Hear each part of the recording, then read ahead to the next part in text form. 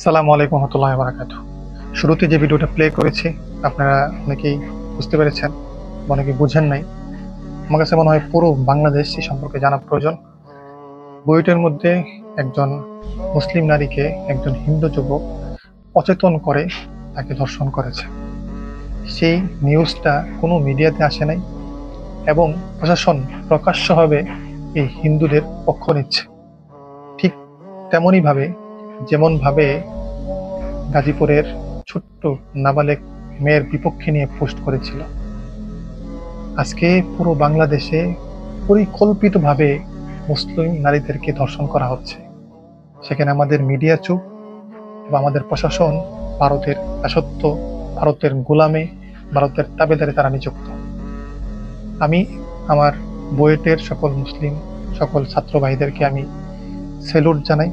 আপনাদেরকে ধন্যবাদ যে আপনারা এই বিষয়টা গুরুত্ব সহকারে আন্দোলন করে পুরো বাংলাদেশের সামনে নিয়ে আসছেন। যে কাহিনীটা হয়েছে, যে যুবক এই কাহিনীটা করছে তার নাম হলো শ্রীশান্ত। সে একজন মুসলিম নারীকে ড্রাগ খাইয়ে তাকে ধর্ষণ করে এবং পরবর্তীতে যখন বইটা আওয়াজ ওঠে, বইটা যখন আন্দোলন হয়, তখন পুলিশরা ওই শ্রীশান্তর পক্ষে নিয়ে আন্দোলনকারীদেরকে জেলে নেওয়ার হুমকি দেয় এবং তার বাবা তাকে বুয়েট থেকে নিয়ে যাওয়ার জন্য আসে এবং প্রকাশ্যে আন্দোলনকারীদেরকে হুমকি দেয়। এরকম একটা পরিস্থিতিতে পুলিশ সরাসরি এই হিন্দু যুবকের পক্ষ নেয়, যেখানে আমাদের আইন এবং শরীয়তের আইন এবং মানবিক আইন দিয়েও তাদের পক্ষে কথা বলতে পারি না।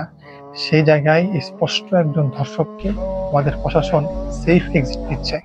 এই হলো আমাদের প্রশাসনের অবস্থা। এই জন্য আমাদেরকে চোখ কান খোলা রাখতে হবে এবং প্রত্যেক জায়গায় যে ধর্ষণ হইতেছে এই ধর্ষণকে রুখে দিতে হবে। আমাদের সবাইকে আবার একত্রিত হতে হবে। আপনারা সবাই এই ব্যাপারে আওয়াজ তোলেন, কথা বলেন।